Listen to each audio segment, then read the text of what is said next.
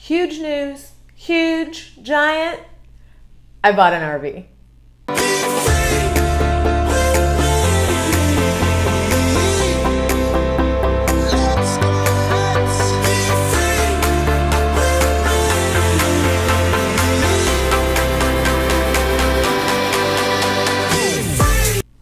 Hey y'all, welcome to the Ginger Walkabout.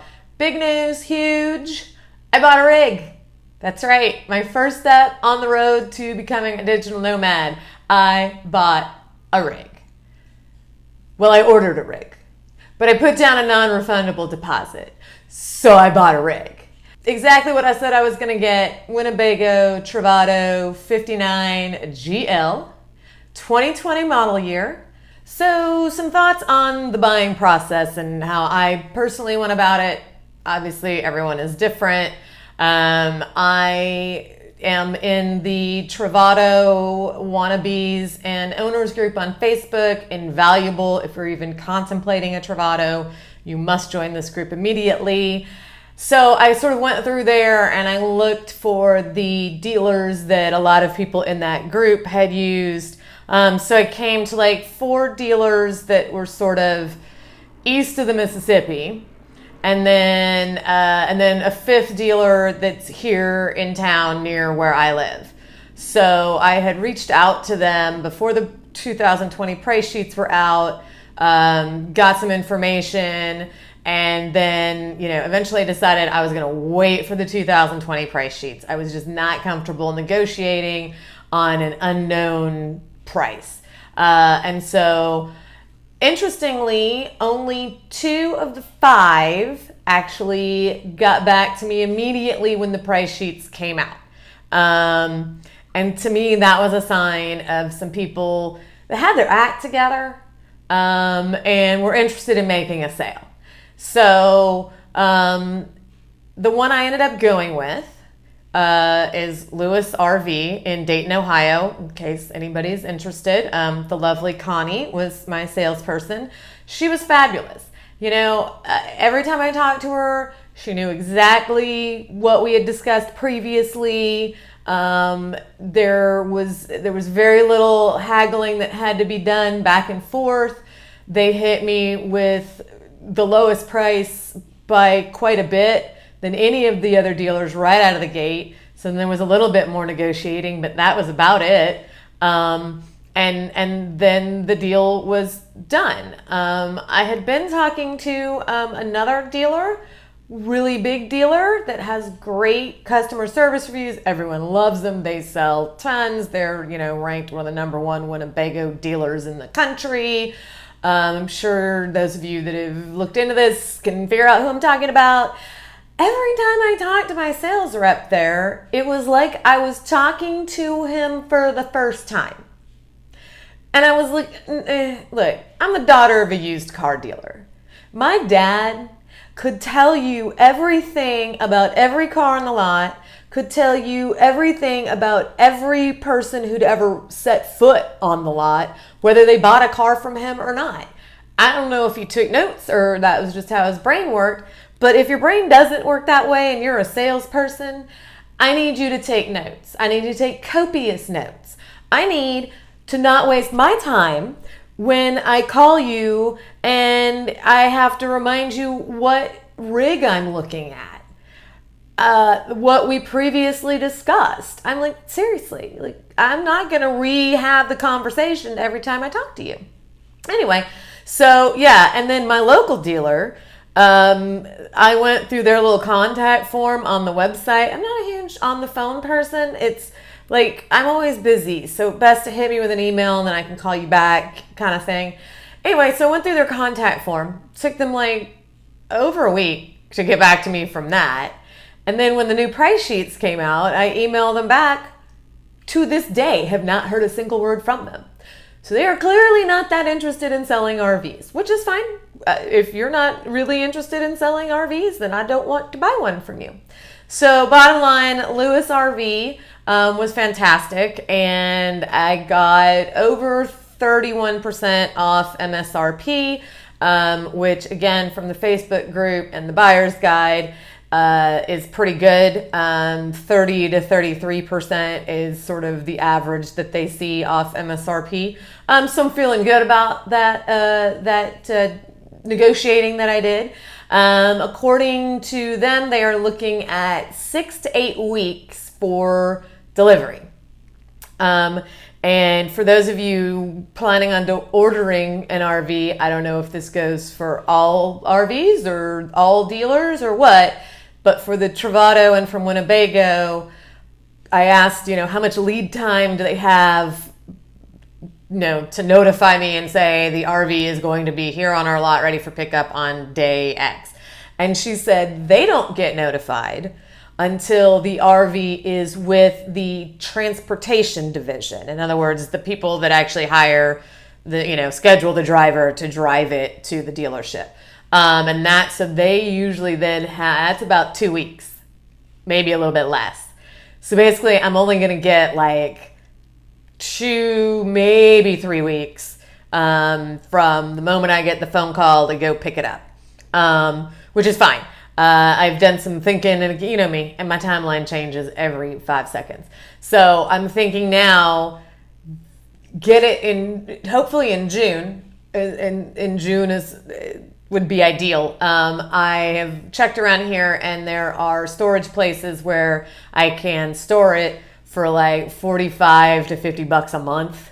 So I don't have to worry about parking it. And so I'll just get it, store it. That way I have plenty of time to outfit it, to do some weekend trips, really, do the break-in and know exactly what I want, get the alarm installed, all that kind of stuff. So I think that's going to work out best. But it does push my timeline back. Depending on when I get the RV, it may not be till the end of July that I'm actually on the road, maybe even longer. It just depends on how long it takes to get the RV. So that's the timeline. That's the information I have on what I ordered, 6 to 8 weeks. Okay, so I just wanted to mention one more thing, and this is my beef with Winnebago. Obviously from my last video, I had a beef with Winnebago. Now I have another beef with Winnebago. Clearly not enough for me to walk away from purchasing one of their vehicles. So, it can't be that big of a beef, right? But it's kind of, it to me comes across as a very shady way of doing business. And this may be my first introduction into the dark underbelly of the RV industry. I've heard other people talk about some dirty dealings and things that just aren't quite right. I don't know if all RV manufacturers do what Winnebago does with their new model years. I can only speak to Winnebago, Travato, and the transition from the 2019 to the 2020 model years. I do not have experience with any other RV manufacturer or model. So, I was waiting for the 2020 price sheets to come out because rumors, and again, you can't put a lot of stock in rumors, but rumors were that there was going to be a price increase. And then depending on who you talk to, there were either going to be absolutely zero, no changes, or there was going to be an upgraded air conditioner. There was going to be a cool magnetic roll-up screen, different things like that. So what happened when the 2020 price sheets came out? There were absolutely no changes.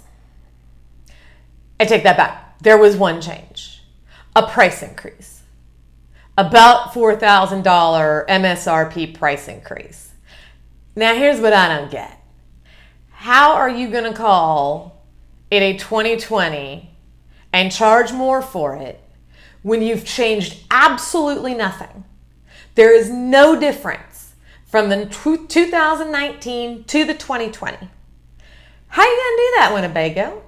I don't get it.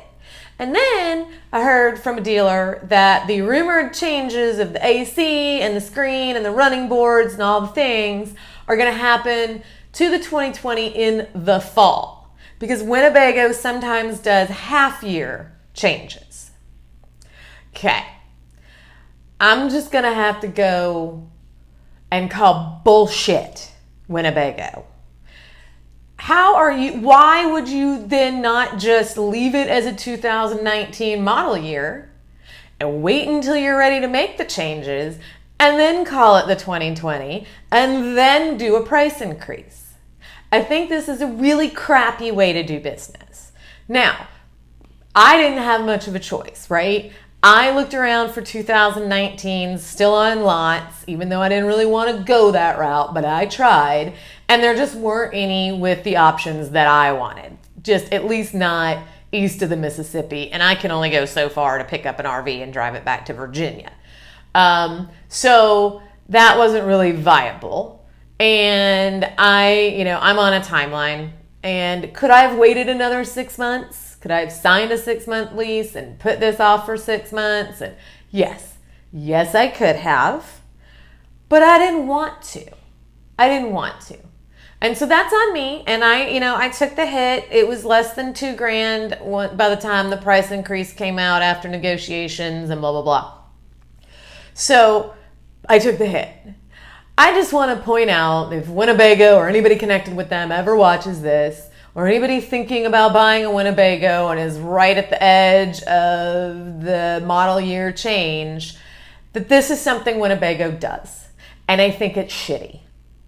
So take that for what you will. Maybe it's just how the RV industry does. Maybe it's my fault for having a timeline and wanting to buy a thing when I want to buy it. But I really think if Winnebago was doing a service to their customers and concerned about customers, that they would say, you know what, we're not going to change model year until we've made the improvements, the upgrades, the changes. And then we'll change model year and we'll charge more. To take the same thing and just charge more for it without changing anything is ridiculous and crappy.